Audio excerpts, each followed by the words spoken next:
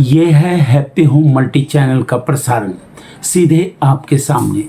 Focus Hindustan Mumbai news में आपका स्वागत है। मैं हूं माजिद सिद्दीकी। दुआ सलाम, आदाब, जय भीम। दुनिया बदल रही है, देश वही है, वही रहेगा।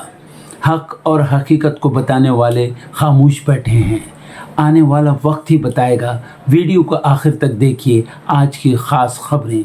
सबसे पहले फोकस हिंदुस्तान को सब्सक्राइब करें, लाइक के साथ शेयर करें और अपने कमेंट ज़रूर भेजें।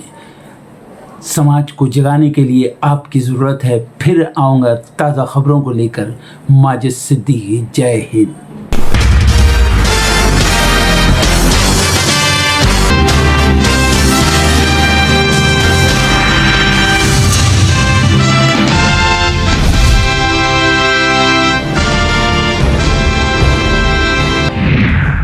अजित पवार का पार्थिव शरीर बारामती लाया गया। 11 बजे किया जाएगा अंतिम संस्कार। प्लेन क्रैश में महाराष्ट्र डिप्टी सीएम का हुआ निधन। मतदाता सूची से नाम हटाए जाने के मामले में सुप्रीम कोर्ट में फिर होगी सुनवाई। एसआईआर को चुनौती देने वाली याचिकाओं पर जारी रहेगी बहस। केंद्र सरकार और चुनाव आयोग रख सकते हैं अपना पक्ष। संसद के बजट सत्र का दूसरा दिन आज पेश किया जाएगा आर्थिक सर्वेक्षण 2026। मुख्य आर्थिक सलाहकार वी अनंत नागेश्वरन लोकसभा और राज्यसभा में रखेंगे रिपोर्ट। यूजीसी के नए नियमों के खिलाफ याचिका पर सुप्रीम कोर्ट में आज होगी सुनवाई। वकील विनीत जिंदल ने दायर की है याचिका। सीजेआई सूर्यकांत और जस्टिस जयमाल्या बागची की बेंच करेगी मामले की सुनवाई। यूजीसी नियमों के विरोध में उतरे पूर्व राज्यपाल कलराज मिश्र नई नीति को बताया पूरी तरह असंवैधानिक। मोदी सरकार से की नियम वापस लेने की मांग। सोशल एक्टिविस्ट सोनम वांगचुक की याचिका पर सुप्रीम कोर्ट में होगी सुनवाई। हिरासत को चुनौती देने वाली याचिका पर अदालत सुना सकती है फैसला। एनएसए के तहत जोधपुर जेल में बंद है Wangchuk. Chandigarh mayor, senior deputy mayor और डिप्टी मेयर चुनाव आज। नगर निगम के 35 पार्षद और चंडीगढ़ सांसद करेंगे वोटिंग। आप, कांग्रेस और बीजेपी तीनों ही पार्टियों ने उतारे उम्मीदवार। मुड़ा जमीन घोटाले मामले में सीएम सिद्धारमैया को बड़ी राहत। अदालत ने दी क्लीन चिट। पुलिस को सीएम के खिलाफ नहीं मिले भ्रष्टाचार के कोई सबूत।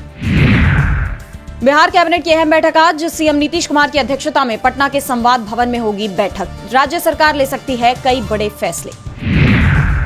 धर्म बदलकर अल्पसंख्यक आरक्षण का लाभ लेना नए तरह का फर्जीवाड़ा। सुप्रीम कोर्ट ने खारिज की याचिका। हरियाणा के मुख्य सचिव से अल्पसंख्यक प्रमाण पत्र जारी करने की प्रक्रिया की मांगी रिपोर्ट। पाकिस्तान के पूर्व पीएम इमरान खान को आधी रात में जेल से भेजा गया अस्पताल। एक दिन पहले आई मेडिकल रिपोर्ट में उनकी आंखों की रोशनी छिनने की जताई गई थी आशंका। पीटीआई ने की थी बेहतरीन इलाज की मांग। अमेरिकी राष्ट्रपति ट्रंप की ईरान को धमकी। कहा किसी भी हाल में करनी होगी डील, वरना अगला हमला जून के ऑपरेशन हैमर से कहीं ज्यादा होगा विनाशकारी। बांग्लादेश में चुनावी हिंसा। बीएनपी के साथ झड़प में जमाते इस्लामी के नेता की गई जान। 65 लोग घायल। आगे की कुर्सियों पर बैठने को लेकर हुआ था बवाल। कोलंबिया में लैंडिंग से ठीक पहले क्रैश हुआ विमान। 15 लोगों की गई जान। विमान में कोलंबियाई संसद के एक सदस्य और आगामी चुनावों के एक उम्मीदवार भी थे सवार। अल्बानिया में भ्रष्टाचार रोकने के लिए बनी एआई मंत्री पर शक। बनाने वाली एजेंसी के 2 अफसर हाउस अरेस्ट। सरकारी ठेकों के बदले रिश्वत लेने का आरोप। भारत और यूरोपियन यूनियन की ट्रेड डील अमेरिका को नहीं हो रही बर्दाश्त। राष्ट्रपति ट्रंप के ट्रेजरी सेक्रेटरी बेसेंट बोले यूरोप ने किया निराश। अमेरिका और यूरोप में जारी तनाव के बीच हुई ये डील। सोने चांदी ने तोड़े सारे पुराने रिकॉर्ड। भारत में सोना 1,71,000 रुपए प्रति 10 ग्राम के करीब, तो चांदी 3,85,000 रुपए प्रति किलो के ऐतिहासिक स्तर पर पहुंची। बजट 2026 भारत की ऑफेंसिव डिफेंस नीति का होगा आर्थिक खाका। रक्षा क्षेत्र सैन्य आधुनिकीकरण पर 20% खर्च बढ़ाने की उम्मीद। ऑपरेशन सिंदूर के दौरान आई तकनीकी खामियां दूर करने पर फोकस। ऑफलाइन से पीछे हटी अनअकैडमी, फिर ऑनलाइन पर होगा फोकस। ट्यूशन सेंटर बेचने की हो रही तैयारी। 2023 के बाद सबसे बड़ा ले ऑफ। 16,000 और कर्मचारियों को नौकरी से निकालेगी अमेजन। कुल 30,000 ऑफिस वर्कर्स की होगी छटनी।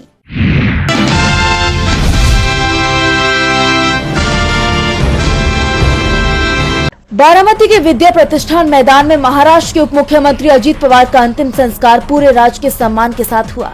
इस दौरान माहौल बेहद गमगीन रहा और अजीत दादा अमर रहे के नारों से पूरा आसमान गूंज उठा। अजीत पवार की अंतिम यात्रा उनके पैतृक आवास काटेवाड़ी से शुरू हुई। उनकी एक झलक पाने के लिए समर्थकों का हुजूम उमड़ पड़ा। लोग पैदल, मोटरसाइकिल और ट्रैक्टरों के जरिए बारामती पहुंचे। भीड़ इतनी ज्यादा थी कि बारामती को जोड़ने वाली तमाम सड़कों पर मीलों लंबा जाम लग गया।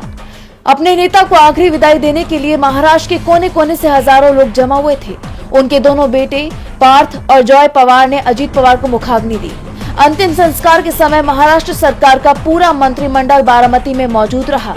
साथ ही बीजेपी अध्यक्ष नितिन नवीन, केंद्रीय गृह मंत्री अमित शाह, केंद्रीय मंत्री नितिन गडकरी समेत कई दिग्गज नेताओं ने उन्हें श्रद्धांजलि दी। प्रशासन ने सुरक्षा के कड़े इंतजाम किए थे। अजीत पवार को गार्ड ऑफ ऑनर दिया गया और तिरंगे में लिपटे उनके पार्थिव शरीर को सलामी दी गई। जैसा आप जानते हैं, शिवसेना यूबीटी सांसद संजय राउत ने कहा कि आखिर चूक कहां हुई थी, ये सामने आना चाहिए। सिर्फ श्रद्धांजलि देने से काम नहीं चलेगा। अजीत पवार जैसा एक कद्दावर नेता, महाराष्ट्र के डिप्यूटी सीएम, लोकप्रिय नेता, कई इस प्रकार से विमान हादसे में उनका देहांत हो गया, उनका निधन हो गया। महाराष्ट्र में पूरा देश सदमे में। कैसा हो गया, उसमें क्या टेक्निकल गड़बड़ी थी, ये सामने आना चाहिए। अगर फ्लाइट में टेक्निकल गड़बड़ी है, रडार सिस्टम में गड़बड़ है, और क्या है, एयरपोर्ट पर है, इस बारे में देश के सामने, जनता के सामने सिर्फ श्रद्धांजलि हम देंगे, प्रधानमंत्री श्रद्धांजलि देंगे, गृह मंत्री श्रद्धांजलि देंगे, राष्ट्रपति श्रद्धांजलि देंगे, मुख्यमंत्री श्रद्धांजलि देंगे, उससे क्या होगा। महाराष्ट्र पुलिस ने भी कहा है कि मामले की जांच की जाएगी। तो वहीं राउत के अलावा ममता बनर्जी, लालू प्रसाद यादव समेत और भी कई नेताओं ने इस मामले में जांच की मांग की है। यानी एक तरह से देखा जाए तो पूरे महाराष्ट्र में शोक का माहौल है। 3 दिन के राजकीय शोक का ऐलान किया गया है। तो वहीं दूसरी तरफ इस प्लेन क्रैश पर कई सवाल उठ रही हैं, जिस पर फिलहाल चर्चा तेज है।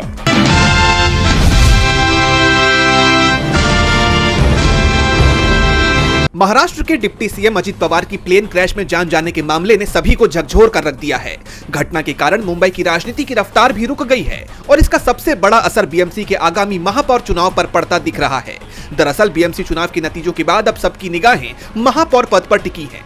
बुधवार यानी 28 जनवरी को भाजपा और शिंदे गुट के नगर सेवक कोंकण भवन जाकर अपना पंजीकरण कराने वाले थे, लेकिन अजीत पवार के निधन के बाद इस प्रक्रिया को फिलहाल टाल दिया गया है। राजकीय शोक के बीच राजनीतिक पार्टियों ने अपनी अपनी गतिविधियां रोक दी हैं। दरअसल नियमों के मुताबिक जब तक सभी नगर सेवकों का आधिकारिक पंजीकरण पूरा नहीं होता, तब तक महापौर चुनाव की तारीख घोषित नहीं की जा सकती। अधिकारियों ने साफ किया है कि सभी दलों के पंजीकरण के बाद 7 दिनों के भीतर चुनाव करवाना अनिवार्य है। पंजीकरण टलने से अब पूरी चुनाव प्रक्रिया में देरी होना तय माना जा रहा है। वहीं बीएमसी आयुक्त भूषण गगरानी इस चुनाव के पीठासीन अधिकारी होंगे। चर्चा थी कि बुधवार को भाजपा के 59 और शिंदे गुट के पार्षद एक ज्वाइंट ग्रुप के रूप में अपना पंजीकरण कराने वाले थे, लेकिन इस बात में कितनी सच्चाई है, ये फिलहाल साफ नहीं हो पाया है। माना जा रहा है कि दोनों दलों में अभी भी रस्साकशी जारी है और दोनों अपने ही दल का मेयर बनाने पर अड़े हुए हैं। लेकिन निधन की खबरों के बीच कोई भी राजनीतिक हलचल फिलहाल रुक सी गई है। जैसा आप जानते हैं कि पंजीकरण पूरा होने के बाद बीएमसी सचिव चुनाव की नई तारीखें तय करेंगे। इसके बाद एक स्पेशल जनरल बॉडी की मीटिंग बुलाई जाएगी। इसमें सभी 227 नगर सेवकों को बुलाया जाएगा। इसी दिन महापौर के साथ उप महापौर का चुनाव भी संपन्न होने की संभावना है। फिलहाल पूरी मुंबई इस बड़े राजनीतिक घटनाक्रम और शोक के माहौल के बीच अगले आदेश का इंतजार कर रही है।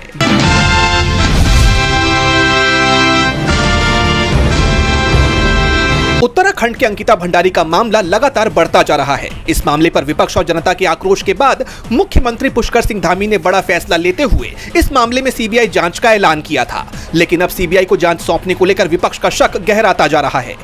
उत्तराखंड के कांग्रेस प्रदेश अध्यक्ष गणेश गोदियाल ने यह आशंका जताई है कि मुख्यमंत्री पुष्कर सिंह धामी के ऐलान को 15 दिन बाद भी ये साफ नहीं हो पाया है कि अंकिता भंडारी मामले की जांच सीबीआई को सौंपी भी गई है या नहीं। 15-17 दिन बीत जाने के बाद यह स्पष्ट नहीं है कि उत्तराखंड की सरकार ने सीबीआई जांच की संस्तुति की है कि नहीं की है। उन्होंने सरकार पर आरोप लगाया कि इस बारे में कोई भी नोटिफिकेशन अभी तक पब्लिक डोमेन में नहीं आया है। विपक्ष की तरफ से कई प्रेस कॉन्फ्रेंसेस कर सवाल पूछे गए, लेकिन जवाब नहीं मिले। उन्होंने आगे कहा, अंकिता भंडारी पहला ऐसा केस है जहां आरोपी कह रहा है कि मेरा नार्को टेस्ट हो, लेकिन सरकार ही इसका विरोध कर रही है। साफ हो गया है कि बीजेपी सरकार जानती है कि अगर नार्को टेस्ट हुआ तो उनके नेताओं के नाम सामने आ सकते हैं, इसलिए उन लोगों ने नार्को टेस्ट नहीं करवाने दिया। बीजेपी सरकार हर कदम पर अंकिता भंडारी केस को भटकाने का काम कर रही है। हालात ये हैं कि सीएम के ऐलान के बाद भी सीबीआई जांच का सच सामने नहीं आ पा रहा है।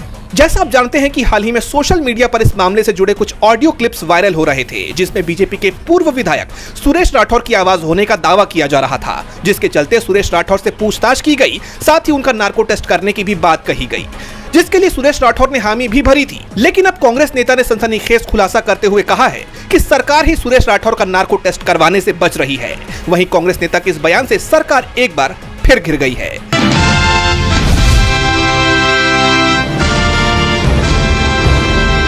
तमिलनाडु में इस साल विधानसभा चुनाव होने हैं, जिसे लेकर सभी राजनीतिक दल तैयारियों में जुट गए हैं।